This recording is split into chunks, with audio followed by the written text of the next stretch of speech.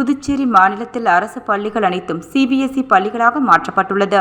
இதனால் அரசு பள்ளிகள் தமிழக பாடத்திட்டத்தை கைவிட்டுள்ளது. புதுச்சேரியில் உள்ள பெரும்பாலான தனியார் பள்ளிகளும் அரசு உதவி பெறும் பள்ளிகளும் தமிழக அரசின் பாடத்திட்டத்தை பின்பற்றுகின்றன. கடந்த மார்ச் மாதம் +2 பொதுத் தேர்வுகள் நடந்தது.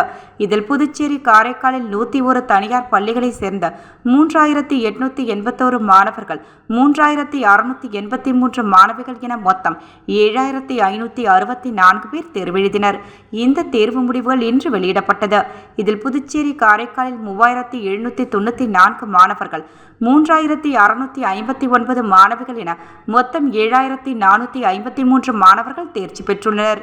இதன் மொத்த தேர்ச்சி சதவீதம் 98.53 ஆகும்.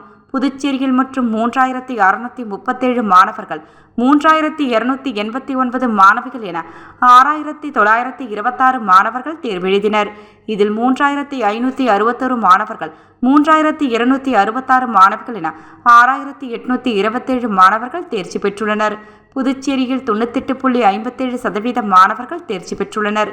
காரைக்கால் மாவட்டத்தில் 244 மாணவர்கள், 394 மாணவிகள் என மொத்தம் 638 பேர் தேர்வு எழுதினர்.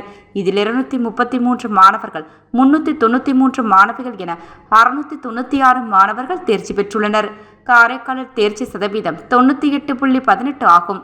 புதுச்சேரியில் 51 பள்ளிகள், காரைக்காலில் 12 பள்ளிகள் என மொத்தம் 63 பள்ளிகள் 100% தேர்ச்சி பெற்றுள்ளன.